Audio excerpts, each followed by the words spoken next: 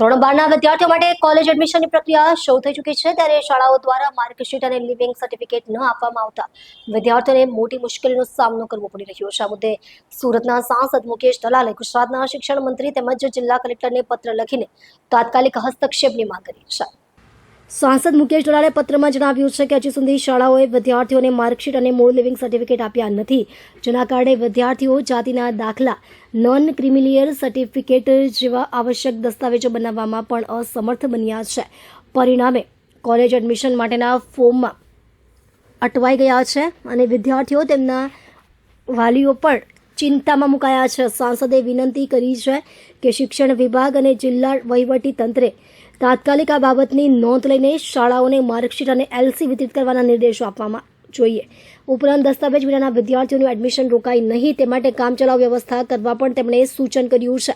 નોંધનીય છે કે સુરત શહેર અને જિલ્લામાં મોટી સંખ્યામાં ધોરણ 12ના વિદ્યાર્થીઓ ઉચ્ચ શિક્ષણ માટે કોલેજોમાં પ્રવેશ લેવા ઉત્સુક છે, પરંતુ આ તકનીકી અવરોધને કારણે તેમનું ભવિષ્ય અટકી પડ્યું છે। હવે જોવાનું એ રહ્યું કે સાંસદના પત્ર બાદ તંત્ર કેટલી ઝડપથી સમસ્યાનો ઉકેલ લાવે છે। આપણે સૌ જાણીએ છીએ તેમ હાલમાં જ ધોરણ 12ના કોમર્સ અને સાયન્સના ઓનલાઈન પરિણામ આવી ગયા છે। કોલેજની વિવિધ ફેકલ્ટીઓમાં એડમિશનની પ્રક્રિયા પણ ઝડપથી શરૂ થઈ રહી છે।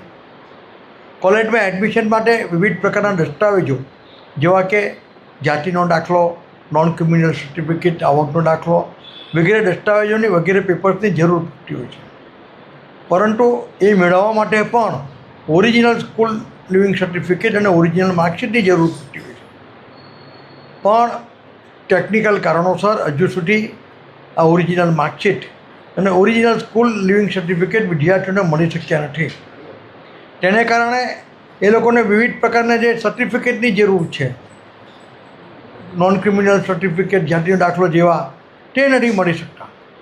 આથી મેં શિક્ષણ મંત્રીશ્રી અને કલેક્ટરશ્રીને પત્ર લખીને એક તાકીદ કરી છે કે ઓરિજિનલ સ્કૂલ સર્ટિફિકેટ અને ઓરિજિનલ માર્કશીટની નકલો વિદ્યાર્થીઓને તાકીદે ઉપલબ્ધ કરવામાં આવે, જેથી તેના આધારે બીજા દસ્તાવેજો મેળવીને કોલેજમાં એડમિશનની પ્રક્રિયા ઝડપથી શરૂ થઈ શકે, અથવા કોઈ બોનાફાઇડ સર્ટિફિકેટના આધાર પર કે અન્ય કોઈ દસ્તાવેજના આધાર પર તે લોકોને આવકના દાખલા, જાતિના દાખલા, નોન ક્રિમિનલ સર્ટિફિકેટ ઇસ્યુ કરવામાં આવે, જેથી કોલેજમાં એડમિશનની પ્રક્રિયા વિલંબાય નહીં અને ઝડપથી પૂર્ણ થાય।